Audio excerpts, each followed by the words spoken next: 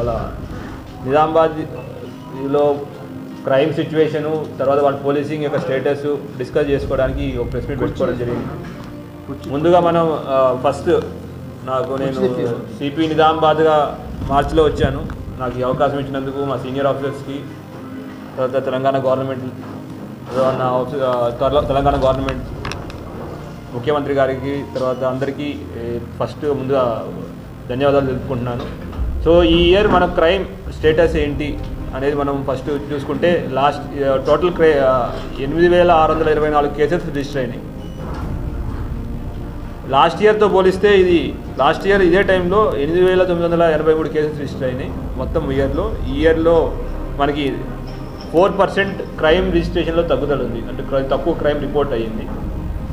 దానిలో మనం చూస్తే బాడీలీ అఫెన్సెస్ ఏవైతే ఉన్నాయో 1992 కేసెస్ 2024లో రిపోర్ట్ అయితే ఈ ఇయర్ 1729 కేసెస్ రిపోర్ట్ అయినాయి. అట్లానే ప్రాపర్టీ క్రైమ్లో కూడా తగ్గుదల ఉంది.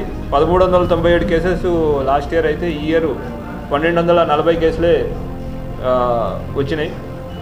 కానీ ఇవి మనకి పెరిగిన విషయాలు కూడా, కేసెస్ ఎక్కడ పెరిగినాయని కూడా మనం చూసుకోవాలా.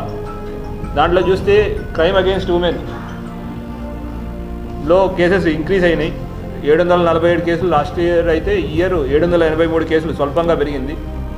పోక్సో కేసులు 120 కేసులు లాస్ట్ ఇయర్ అయితే ఈ ఇయర్ 168 కేసులు పెరిగినాయి. దీంట్లో ముఖ్యంగా ఎలోప్మెంట్ కేసులు, ఎలోప్మెంట్ తర్వాత పోక్సో కన్వర్షన్ కేసులు ఎక్కువ ఉన్నాయి. ఇది అంతా మైనర్ పిల్లలు ఎలోప్మెంట్ అయినప్పుడు ఎలోప్మెంట్ అవ్వడం వల్ల ఈ పోక్సో కేసులు మనకి ఎక్కువ కనపడ్డాయి. తర్వాత SC ST కేసుల్లో కూడా తగ్గుదల ఉంది. లాస్ట్ ఇయర్ 107 కేసులు అయితే ఈ ఇయర్ మనకి 83 కేసులే SC ST కేసులు నమోదయ్యాయి. ఈ ఇయర్ నిజామాబాద్లో ఎటువంటి కమ్యూనల్ కానీ రివెంజ్ మర్డర్ కానీ లేదు. సో ఇది మనం చాలా నిజామాబాద్ పోలీస్ వర్క్లో ఇంపార్టెంట్గా చెప్పుకోవచ్చు. ఎందుకంటే ఇంతకుముందు గ్యాంగ్ వార్స్ ఎన్ని ఉండే, గ్యాంగ్ మర్డర్స్ ఉండే, ఈ ఇయర్ మనకి ఎటువంటి లేకుండా మనం పీస్ఫుల్గా క్లోజ్ చేసుకోగలిగాం. బట్ అటెంప్ట్ మర్డర్ విషయంలోకి వస్తే కింద రాను. ఇప్పుడు అటెంప్ట్ మర్డర్లోకి వస్తే మనకి అటెంప్ట్ మర్డర్ కేసెస్ ఇంక్రీజ్ అయినాయి. 62 నుంచి 101 అయింది.